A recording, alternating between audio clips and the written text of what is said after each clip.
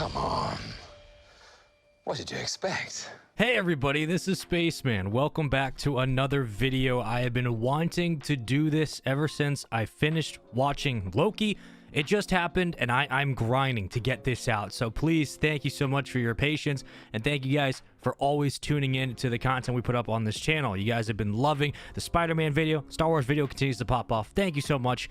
Let's talk about Loki. All right, so I'm not gonna lie to you. When we went into this series, I was the most nervous I think I've been for a Marvel show, because WandaVision had its own premise. It was very centered and honed in on Wanda's trauma and her experiences post-Endgame, and we got some nice little teases and mystery, but there wasn't a lot of interconnectivity outside of her shell. We weren't thinking large scheme, maybe Doctor Strange appearances, maybe a cameo here and there. Boner. But it was so focused on Wanda. And then in Falcon and Winter Soldier, we got a really beautiful story about Falcon coming into his own, figuring out who he is as a person, and then Sam taking on the role of Captain America, and the struggles that that brings. Being a black man in the Captain America role is a note that they touched on in the show that I thought was super well done, executed, and very important for today's climate, and I'm very happy that the show did that. But it also let me down because the ending of Falcon and Winter Soldier was pretty rushed, and I didn't think it was a super great ending. And even though we got to see Sam in the full suit,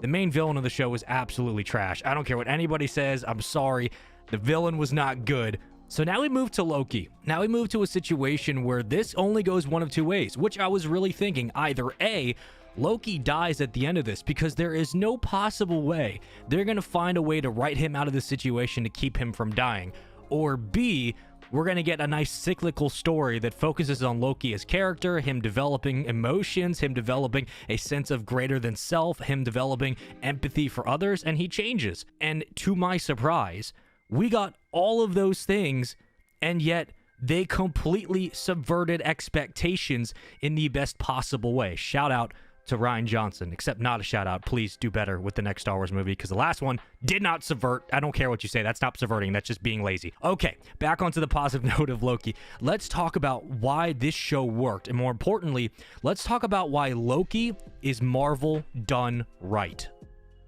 Going into this, the variables are already at play. You have great casting, great actors, and great story scripts. You got Loki, who's an excellent villain in the MCU, arguably #1 outside of Thanos. And even though I like most of the villains, yes, even Ultron, yes, even some of the standalone villains like Red Skull, Loki is always going to be tier 1, even with Thanos being as great as he is. Because Loki is in person and an actual actor, I think it puts him with a little bit more weight right above Thanos. But Thanos' entry and conclusion in the MCU so far has been perfection. Loki has always been a stepping stone when it comes to villain repertoire and villain expectations in the MCU, because we expect them to match the level of creativity and dedication that Tom Hiddleston has brought into the character. Now, going into this show, I was wondering how long we were going to stick with just Tom Hiddleston and Owen Wilson together in one room, because I like that aspect a lot. I like the fact that we got to sit down and discuss Loki's motives, his perspectives, whether or not he feels what he's doing is right, just, fair. From his perspective, everything he's felt so far has been towards the glorious purpose theme. And Owen Wilson trying to dissect and break down his character, even within the first 2 episodes, really set the stage for the kind of emotional pings that we were going to get throughout this show. And as the story progressed, it started getting a little wobbly in the middle, but we pulled it back with some fantastic character development from Sylvie. I think Sylvie is easily one of the standouts in this show. And in terms of like the top couple of characters, you got to be looking at Tom Hiddleston. You got to be looking at Sylvie. Owen Wilson absolutely crushes it. And we'll get to the last one, but Sylvie's character development and her exposition was so well handled, because whenever you introduce a new character, whether it's into the MCU specifically or into a long-running series, something like Star Wars might even come to the play, it's going to be hard to get fans to appreciate and latch onto her and or care about what happens. It's one of the reasons why when they introduced Carly in The Falcon and the Winter Soldier, a lot of people, myself included, just couldn't latch to the character. Not only did they not set her up in the right way, with her basically being a domestic terrorist and causing pain for a very blurred and great scaled line of moral justification that really didn't make a whole lot of sense in the grand scheme of things, but they didn't execute her story correctly. We only got a couple of episodes and barely any with her reacting and talking to Sam and Bucky about her motivations to care about the character. But when we come to Loki, we spent time with Sylvie. We got to see her interactions with Loki in the outside world. We got to see her motivations both from when she was a young child taken by the TVA all the way through to when we finally realized that she shouldn't exist. And it was at that point when we learned that Sylvie shouldn't exist in the story. She shouldn't exist in the timeline, and she's basically been just quantum leaping from timeline to timeline, that it felt that her character arc was at least complete enough to be solidified in both my mind and potentially, hopefully, many of yours as well, that it is someone worth rooting for and someone worth following and keeping an interest in and investing our time into her character, because they took the time to explain, show, and help fully visualize her motivations rather than just saying we should feel for her because she's in a shitty situation.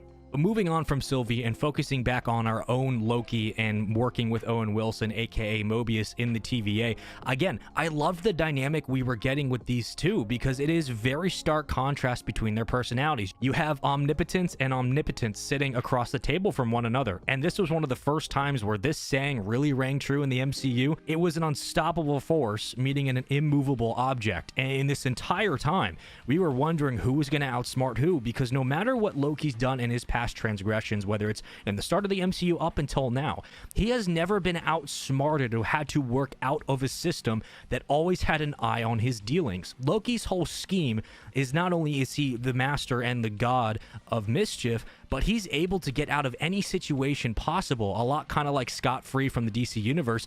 He is Mr. Miracle. He can get out of any possible situation, and his ability to constantly stay on the run is what made him so interesting. But now with a series and an organization, for the most part, like the TVA, that has eyeballs and the knowing to predict and understand what Loki will do, what his character development will be, what his characteristics are as a personality.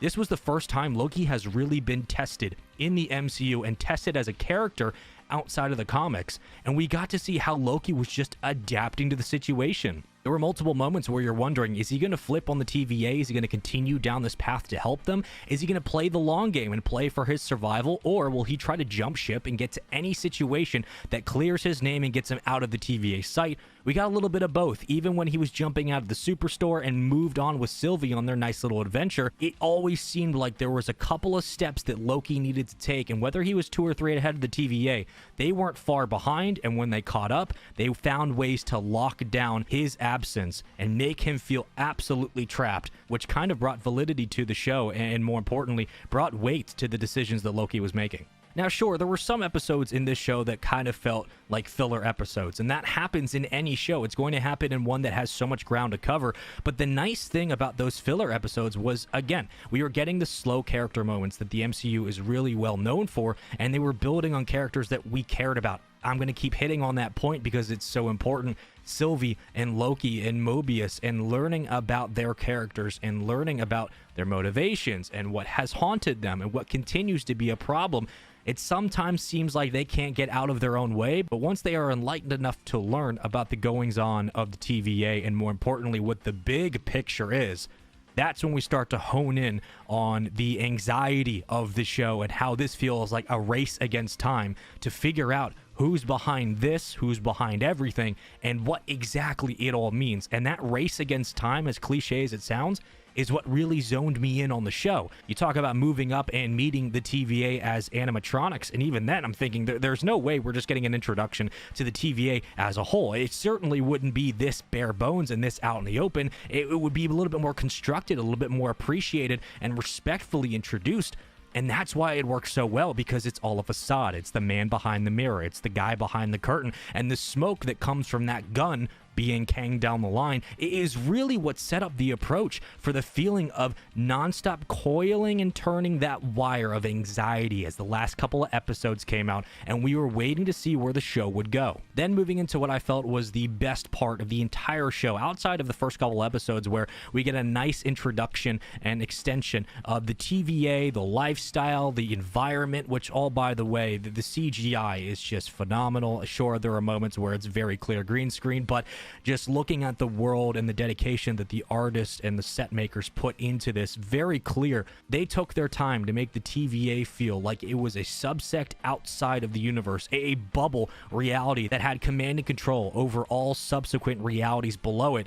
It felt very disjointed in a very good way. I mean that in the most positive light. Seeing that the TVA was removed from normal reality was kind of scary, but also really inviting as a viewer, because it locks you into the idea that these individuals, these simple people, yes, they might be variants, but until we got to that discussion, until we got to that realization, the fact that they are constantly working like an everyman job and putting their all out there to secure the quote-unquote sacred timeline, it felt very religious and spiritual, and it was quite impressive to watch. So now getting back to the best of the show, the final 2 episodes of the entire season, dropping down into a situation where Loki can't escape this portal in nowhere. It is outside the realm of time, out of reality, and working with Old Man Loki and Kid Loki and Gator Loki and everyone else. It was just a nice bit of filler. It was a nice introduction to the different variants that we could expect hopefully down the line in the MCU. I thought the cinematography was great, the music was great, and then that giant battle against Alioth with some of the camera shots and the work and the story progression we got with Loki, right? Taking it upon himself to not be selfish and, more importantly, work as a team alongside someone he truly cares about to move in a positive direction towards finding out the overarching answer, which is who is behind this. I thought the episode was great, and setting up for Sylvie's kind of reclamation near the end and the deconstruction of their characters that came to a head in the final 2 episodes that had spent the whole season basically being a mirror image of one another was almost perfect. It helps in a show when the music is so grand and the acting is so well polished and the sets look as real as they possibly can, and all of that comes together with great camera work and great colorization, and all of that is laid bare for MCU fans and Marvel fans myself to appreciate. And I think that this is the best quality MCU show we've gotten so far, with every single show having a little bit different. WandaVision's a little bit more mystical, a little bit more mentally driven and emotionally exhausting. You got Falcon and Winter Soldier, which is more practical and real world based, and then Loki can have fun and just be off the cuff, wild, zany moments that fully embrace the aspect of the cosmic Marvel universe and embrace the unfiltered nature of what is to come in phase 4, 5, and 6, because I hope this continues. And with the rumors around Thor Ragnarok and the way that movie's supposed to be, we can only hope that this kind of style and this kind of exploration and creativity continues to thrive for the future of the MCU. And then to close in on the final episode of this series with one of the best villain introductions and continuations and moments that we've had in all of Marvel. I know Jonathan Majors was only on screen for about 10, maybe 15 minutes, but his presence alone was so chilling and so awe-inspiring, and every word was captivating, and I'm so happy that they cast him in this role to give him free reign over the character.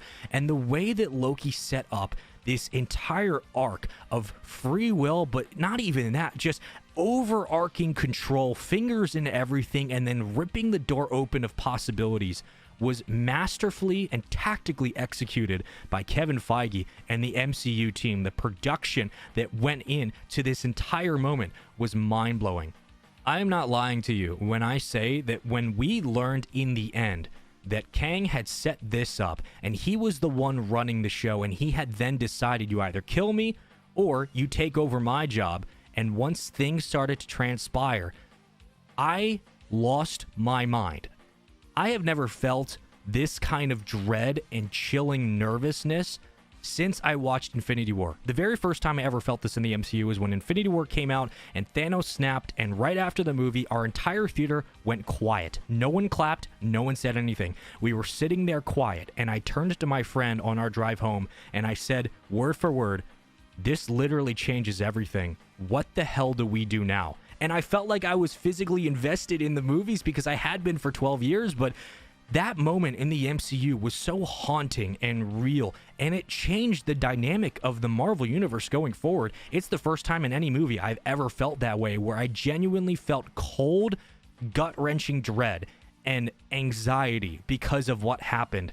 And when Kang reveals himself and explains his relationships to the multiverse and explains his transgressions in the past and how he stopped the multiversal war, I'm thinking already about Secret Empire. I'm already thinking about all the different variations of Spider-Man we're going to get. I'm thinking about Doctor Strange Multiverse of Madness. I'm thinking about Secret Wars, about future Reed Richards and what his potential purpose might be. I'm thinking about Thanos wins. I'm thinking about Hulk becoming Galactus's herald. I'm thinking about Thanos taking down Galactus. I'm thinking about Galactus's role now in the future. But all of those extra possibilities and speculations and theories meant nothing if it weren't for the decision of Sylvie killing Kang. The moment that Sylvie kills Kang and he looks at her and said, See you soon.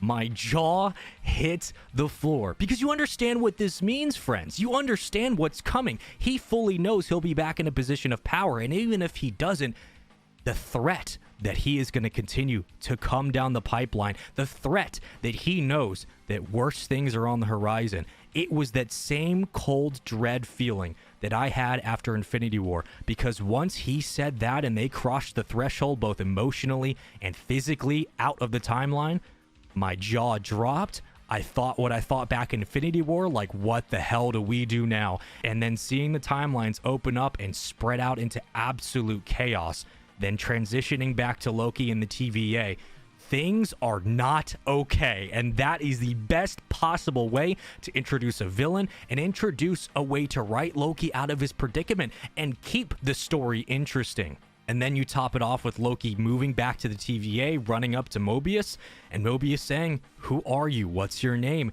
And they zone in on the final shot of the series with Kang being the only statue in the TVA. The execution to pull this off, but not only the execution to keep it a secret, but to take this long journey and to weave and connect Kang into the story in such a way that it so eloquently opens the door of possibilities for a multiverse event, and then split the timeline based on his actions and allow the choice of a series that has so much been about not having that choice up to two Lokis who we know can't trust and can't be trusted and are selfish beyond reason, giving them the option to decide the future of the multiverse, and they choose selfishness. That was the most brilliant execution of character development, character realization, antagonist introduction, and motives being sewn into the fabric of the MCU that will have ripple effects down the line now because of the very actions of a couple of Lokis, with the multiverse being an absolute chaos as it is now.